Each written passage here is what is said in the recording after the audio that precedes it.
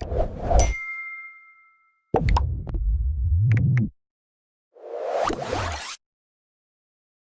सिमन ओम ने Ohm's law हमें बताया।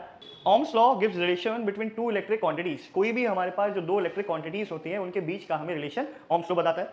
कैसे बताता है? जैसे आप देखो, हमारे पास एक सर्किट है, इस सर्किट के अंदर क्या है? एक सेल और बल्ब।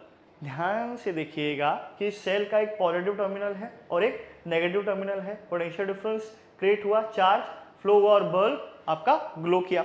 जैसे ही आपका बल्ब ग्लो किया, पोटेंशियल डिफरेंस के क्रिएट होने से, करंट के फ्लो होने से, सो यहां से हमें समझ में आया कि there is one relation between potential difference and current. अभी हमने 3 सेल का बैटरी लिया। जब भी आप 3 सेल का बैटरी लोगे तो फिर से पोटेंशियल डिफरेंस क्रिएट होगा, करंट का मैग्नीट्यूड आएगा और आप देखेंगे बल्ब पहले से भी ज्यादा ग्लो करेगा।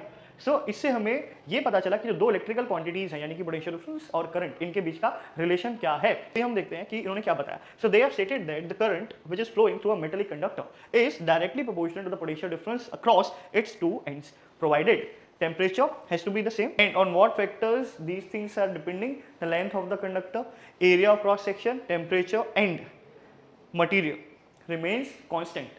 This wire's material has to remain the constant, then only the Ohm's law is going to be true. तो ये हमें समझ में आया यहाँ से।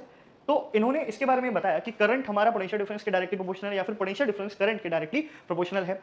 इसको हम लोग ऐसे लिख सकते हैं, V upon R, proportionality constant अलग हो गया। अब आपका जो प्रोपोर्शनलिटी कांस्टेंट है वो क्या है? वो है R, वो है आपका R, which is nothing but resistance, which is nothing but resistance। अब हमारा जो पोटेंशियल डिफरेंस है वो I into R, it has become I into R, यानी कि प्रोडक्ट है करंट का और रेजिस्टेंस का।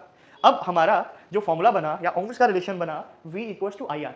देखिए प्यारे बच्चों, ओम्स लॉ और ओम्स रिलेशन में एक बहुत ही बारीक सा डिफरेंस है। ओम्स लॉ होता है आपका I directly proportional to V या फिर V directly proportional to I, लेकिन V equals to I R आपका एक ओम्स का रिलेशन है that you have derived from Ohm's law, which is I directly proportional to V और V directly proportional to I। तो ये हमारा क्या है? ये ओम्स लॉ नहीं, ये ओम्स का रिलेशन है।